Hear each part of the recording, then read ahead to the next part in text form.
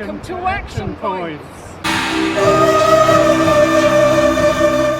Hi everybody, I'm with Stephen and Sheila, fantastic supporters of the Esoteric Order of Gamers, fellow gamers who have come to visit me in New Zealand. Say hi guys. Hi. And we're standing on a suspension bridge in New Zealand, which is what you do when you're in New Zealand. And it's a lovely day, and it's fantastic to see some fellow gamers from the UK come over and visit. That was a great afternoon. Stephen is a night level supporter of the Esoteric Order. He and his wife Sheila came over on a New Zealand holiday and were keen to meet me, which I was really excited about. We met at the Pelorus River Cafe, the top of the South Island. And in fact, Pelorus River was the scene of some of the scenes where they're travelling along the river in The Hobbit. We met there, went for a walk, had a good old chat about games and life and everything. They were lovely people. And hi guys, thank you very much for visiting me and taking time out from your holiday to say hello. They also brought me a present. And here it is. Stephen made this fantastic three-dimensional Esoteric Order of Gamers logo on his 3D printer. And what a fantastic job he did. I was blown away by this present. I think it's fantastic. I'm going to paint it and hang it in pride of place in my studio here. Thanks mate, that was a very, very thoughtful gift. It's absolutely beautiful, and gee, I just wish I could mass produce them and send them out to people. They're beautiful. Greetings fellow members of the Esoteric Order of Gamers. Welcome to another Action Points episode for the Esoteric Order of Gamers. I'm Peter, also known as Universal Head, and this is the episode for the month of October. And before me you can see a whole lot of miniatures. I was very busy painting in October and got quite a lot done. Luckily my partner went off on some business trips, so I had plenty of time to myself to sit at home and get some painting done. And you can see before you the fruits of that labour. So we have here everything from City of Thieves, which is by Fantasy Flight Games. I think it's out of print now, but it's a fun little game, and it has a lovely range of miniatures that go with it. They come in colour-coded wall bands, so you can see that I've coloured the bases. Now, I'd actually done the base coats on these miniatures before, so this month I finally got around to doing all the highlights and finishing those figures off. This large figure is from the expansion, and pretty spectacular ogre thing he is too. Some great miniatures there. I also went back to good old Wrath of Kings by Simon. Unfortunately, I don't think it's being supported anymore, but it's a really good tabletop miniatures game. And I finally finished off my Nazir army, or Nazir, I'm not exactly sure how you pronounce that, but these guys, I've finished a whole army now, and these were just some extra figures that I bought, and I've done those, so now that whole army is done. I also finished off Doom. I said in the last episode that I was getting started on Doom. So Doom by Fantasy Flight Games, the latest edition of that. I've done the miniatures for that. Here they all are, including this spectacular fellow. Look at him. He's great. I must play that again. It's been a long time since I played it. Over here I bought the little terrain pack for Night Vault by Games Workshop. Which is the little card miniatures based skirmish game, and I really love these bits of mysterious terrain, so I bought that pack and it took me no time at all to paint that one up. I also got another Star Wars Imperial Assault expansion. Here are the figures from it. It's Tyrants of Lothal, and I also got the extra figure because for some reason in the Imperial Assault expansions, the main character that's in the campaign that's on the cover of the box isn't actually in the box. You've got to buy him separately. This is very annoying, Fantasy Flight Games. I'm sorry. It's unforgivable. But anyway, I fell for it and I bought him extra, so I had him. And there they are. Very easy to paint, but some more additions to my Star Wars Imperial Assault collection. In the front here you have the Kami, or Kami, I'm not sure how that's pronounced either. That's for Oko Chronicles by the Red Joker, which is a really fun game. And this is one of the expansion sets, allows you to have these little elemental figures, and you can add those to the game. So I painted those in no time at all. I did another band for Warcry by Games Workshop, which is a really good skirmish level game, and it's just got a simplified system, so it's fast playing, violent and fun. And these guys are called the Unmade. I didn't enjoy painting these. They are incredibly spiky and just overly detailed, and As you can see, from a distance they're just a spiky mess. But anyway, I did paint them up, and I'm going to play with those sometime. I haven't played Warcry for a while since I first got it, so I'll be able to use that warband. And finally, Core Space. I've really been into Core Space lately. It's a fantastic game. It's by Battle Systems Limited. It's a sci-fi skirmish game. I've painted up the whole core set. I've also painted the Purge Outbreak set, which are these extra figures here. And I've painted one of the extra crews, the crew of the Skylark. So I've got a lot of figures from that. I've played it a couple of times now and really enjoyed it. It's a very, very fun game. It's fast and chaotic and fun. The rules are very easy to pick up. It's got a sort of escalation mechanic, a hostility tracker. So as you go through the game, and if you fire weapons, the hostility starts to go up, and then these robotic purge start appearing on the board. So alliances are quickly made and just as quickly broken. Anything might happen. It's a very fun game, highly recommended. So that's it for the miniatures painted in October. Now let me get on to some of the games I talked about last month and just give you some updates on where they're at. Some of them I've managed to play, some of them their Kickstarter campaigns have come to an end, and in one case that Kickstarter campaign is still going. So let's go through them. First we have Aeon Trespass Odyssey. Now I plugged this last month.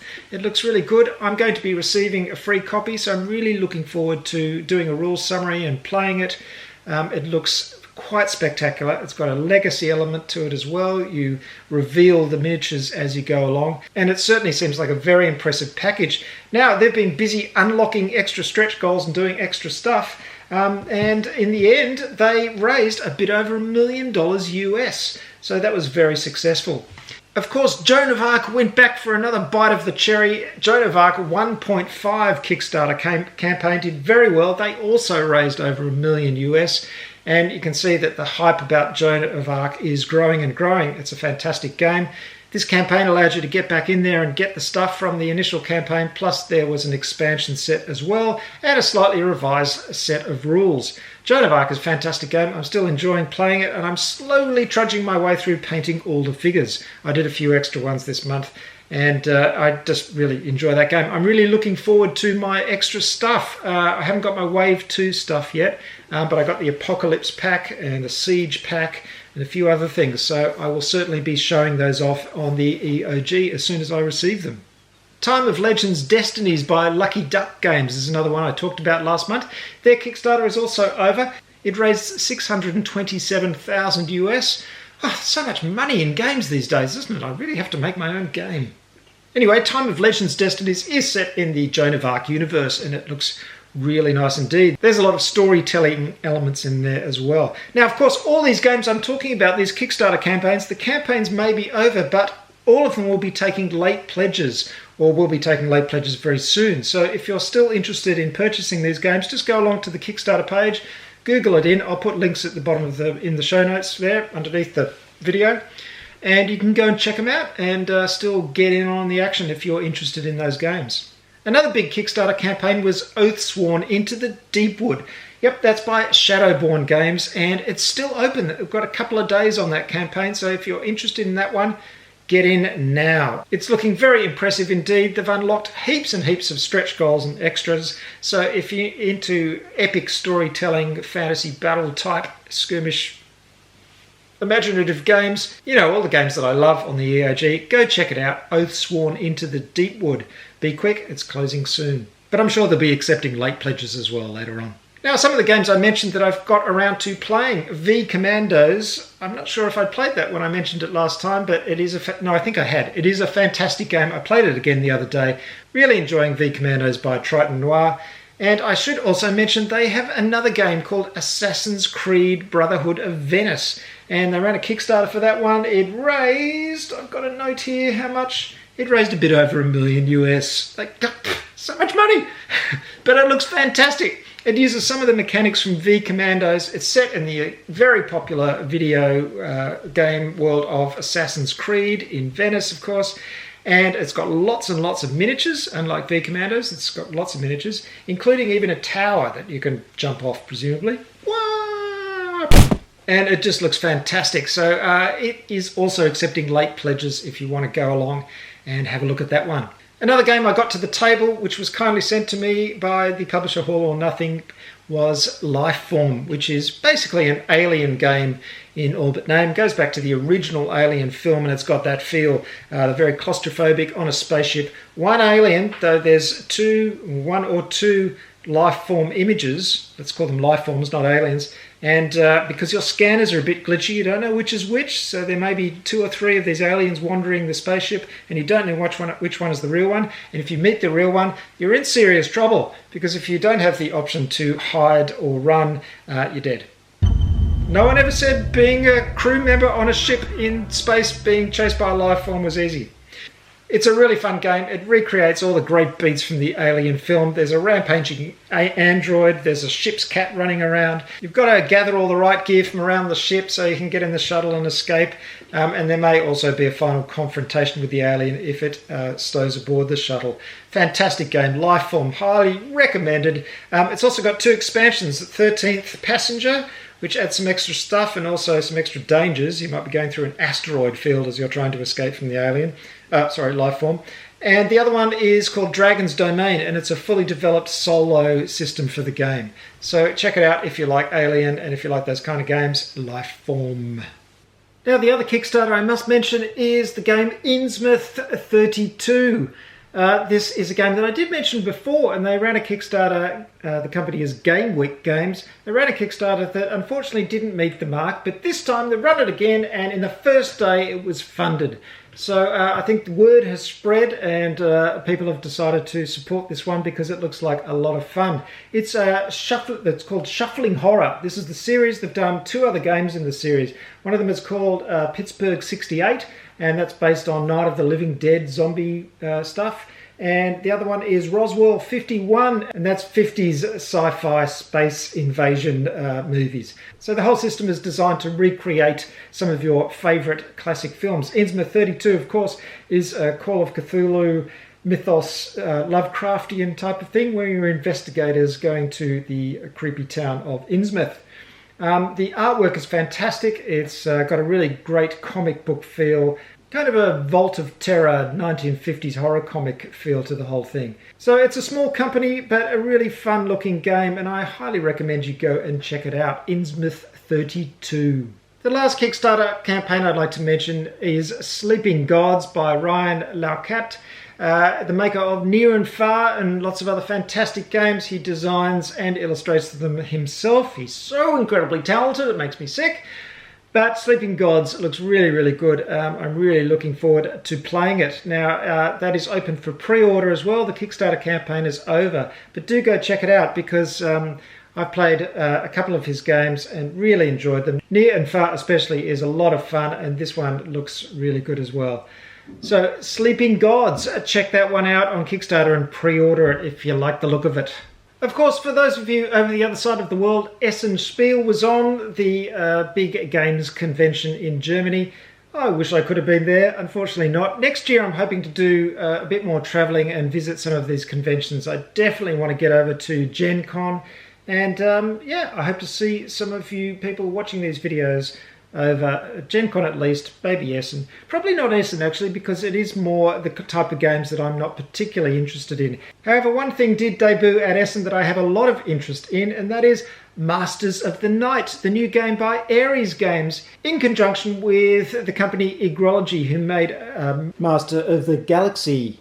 Now, Masters of the Night is something that I've been working on for quite a few months, redoing the graphic design from the original and hopefully giving it a really atmospheric look. It's about a vampire family arriving in a modern city and trying to get influence and complete a ritual to take over the city.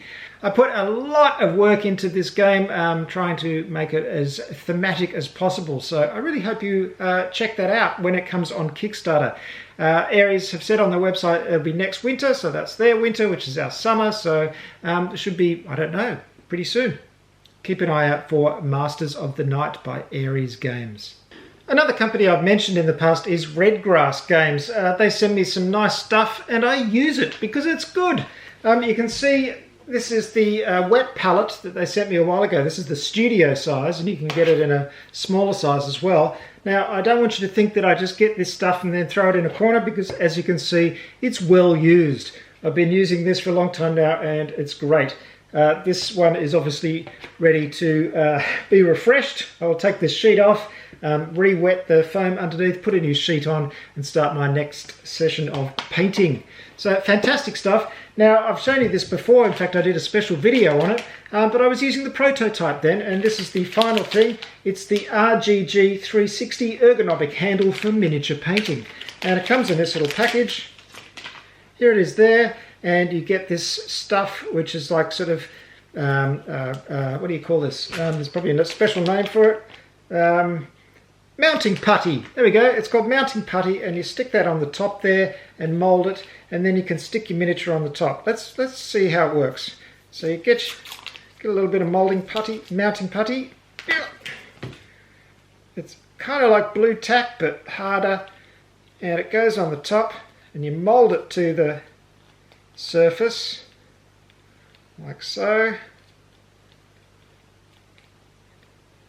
And then you get your figure that you're about to paint. So let's say I'm about to paint this one here, and you just attach it to the top. Bang! Bob's your uncle. Look at that. Now the top spins around, so this fits very nicely in the hand, or the left hand, because I'll be painting with the right. And then you can use your fingers like this to spin it around and paint just like that. It's really easy to use. Now, I don't use it a huge amount, and the reason is because I churn through a lot of figures a month. You can see how many I paint.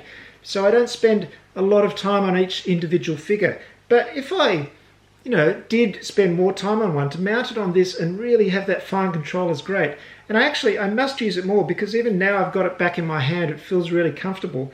And I realise that I can just do a bit on a figure, pop it off, pop a new one on, and there we go. In fact, I'm going to do some painting this afternoon, and I'm going to use this a lot more, because I've remembered again how handy it is. There's no mucking about with trying to squeeze it in between clamps and all that kind of stuff. And also you can put different sized miniatures on the top very easily like that. I mean, I wouldn't go shaking this around like a Macarena, but I mean, it stays on there pretty solidly, and you can have really fine control over where you paint on the figure by spinning it around. So give it a go. I think it's really simply designed and well designed, the RGG 360 ergonomic painting handle by Redgrass Games. Well, it's time now for that very special section of the show where I thank the wonderful people who have seen fit to plunge their hand into their pocket and take out some money and give it to the Esoteric Order of Gamers. I really can't express how much I appreciate these wonderful people and all the people that back the Esoteric Order of Gamers. It takes a lot of time and a lot of effort, and it actually takes a lot of time away from my day job to run this website and to bring to you new rules, summaries and videos all the time. I churn out quite a lot for just one person, and by supporting me financially you make a huge difference to keeping the EOG going. So thank you very much indeed, I really appreciate it. And if you've ever considered backing the Esoteric Order of Gamers, please go ahead and do so. Go and check out the Patreon page and join up and be part of the team. A growing team. We've got a little community going here, which I'm very proud of, like-minded gamers who love imaginative games. And it's really nice to have someone join the team. Well, of course, we had some very nice people who signed up for the $2 a month adept level, and I just want to thank all those people. Thank you very much for signing up. That's our lowest level of support, but every bit really, really makes a difference, and I really, really do appreciate it. Now, when we get into $5 steward level, I have to do some thank yous, and I really enjoy doing them, and here they are. We've got Paul Geiring. Thank you very much, Paul. Thank you for signing up. I really appreciate it, mate. Thank you. We've got Squire Kirshner. Thank you, Squire. Thank you, Squire. It's good on you, mate. It's really good to have you as part of the team. We've got Rebecca Strang. Hello, Rebecca. It's really nice. In fact, it's particularly nice to have you as a member, because for some bizarre reason that I can never fathom, we're very male-oriented here at the EOG. It's not a situation that I'm very proud of, but for some reason we have mostly guys. So it's very nice to have a woman sign up. Thank you, Rebecca. It's great to have you, and I'm glad you appreciate and enjoy the work that I do. We have Icarus Must Burn. Also known as Kent. Thank you, Kent, very much for signing up to the Esoteric Order of Gamers at steward level. And we have Michael Sweezy. Hello, Michael. Thank you very much for taking the time and being so thoughtful to sign up. And finally, we've got Sunbear. Hello, Sunbear. You know who you are. I actually know who you are too. And in fact, we've played a couple of games together. He's an extremely nice bloke, and he's just proved how nice he is by actually signing up and supporting me as well. Good on you, mate. And now the night level, the hallowed $10 a month night level. These people are particularly appreciated. They make a very big difference to the bottom line. First we have Mark von Akeren. Mark, thank you so much. I know you've been supporting me for over a year. I can't tell you how much it means to me. And then you just turned around when you went on to Patreon, because you were going through the main site. You went onto Patreon and you upped your pledge to night level. And that really made me feel good and feel like I was doing something right. So thank you very much, Mark. You're a very valued member. And it was great to chat with you the other day on the chat line. Yes, I forgot to mention, we did do a live chat the other day through a system called Throne. And it was really good. We had people from all over the world join in and have a little chat. And I will be doing some more of those kinds of things. I'll be doing some live streams and stuff eventually once I get my head around all the technology. And finally, we've got David Tonzola. Thank you, David. Came out of nowhere and signed up as a night level. Thank you, David. It really does make a big difference. I really do appreciate you wonderful people who have signed up to me on Patreon. I know it's hard. I know everybody's asking for money. And I just want to let you know that the money all goes towards the EOG and making it a better website.